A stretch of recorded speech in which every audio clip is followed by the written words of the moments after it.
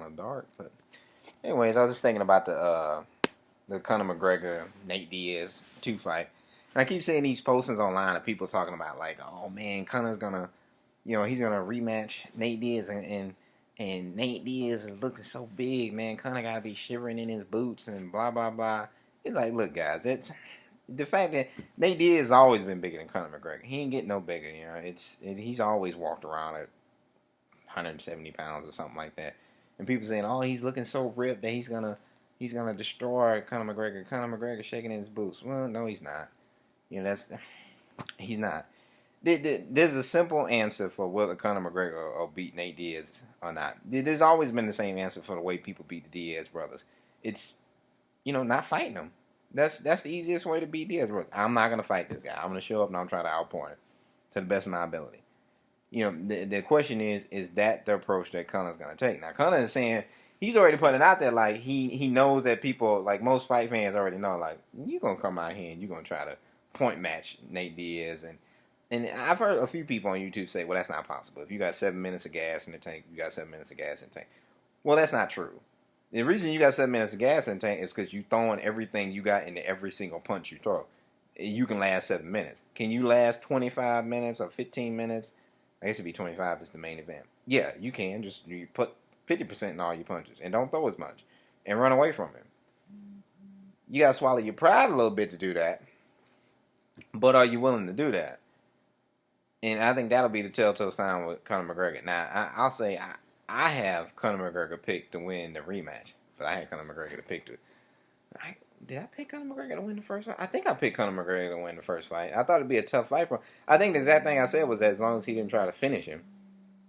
My phone going on. Possibility of a dust storm. I don't think there's going to be a dust storm. But I had Conor McGregor picked to win the first one. I just said as long as he doesn't come out there and try to take his head off, he'll be fine. And, lo and behold, he came out and tried to take his head off. Now, I didn't think he... I heard him say, like, oh, I'm going to try to finish him in the first round. I was like, hey, he's not going to try to finish him in the first round. Nobody finishes Diaz. I mean, Diaz got kicked in the head by Josh Thompson and got KO, but it's rare. It's hard to learn laying clean punches on Nate Diaz.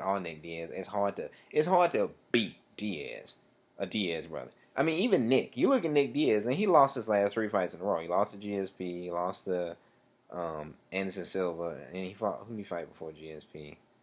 There's somebody in there I'm missing, but anyways, he lost those 2 fights. Oh, Carlos Condit. He lost to Carlos Condit. He lost GSP. He lost to Anderson Silva. But the reason people still want to see Nick Diaz is because nobody beat Nick Diaz. He may be losing the decision, but nobody went out there and got in his face and tried to put gloves on him. And that's what you saw with Conor McGregor and Nate Diaz. You saw a guy go, oh, shoot, the dude think he can knock Diaz out. And he really was legitimately trying to knock Nate Diaz out. So I think it's going to come down to how he approaches this next fight.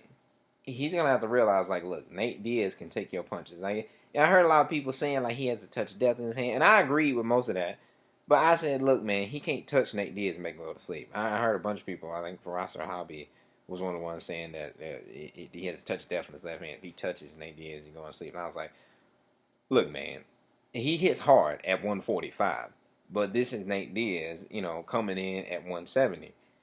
These guys at 170 can absorb these punches better. You're not hitting a 145 no more. You're hitting a 170 now. So it ain't no just touch them and they go to sleep. You're going to have to put a few punches together to knock them out. So I think if Conor McGregor comes in with the right game plan in this second fight, he'll be a favorite to win. But if he comes in predicting first round knockout or second round knockout, if you hear any of that BS, Conor going to lose again. And I hope not. I want Conor to win. I feel like this sport we need a superstar right now. We need a Conor McGregor right now.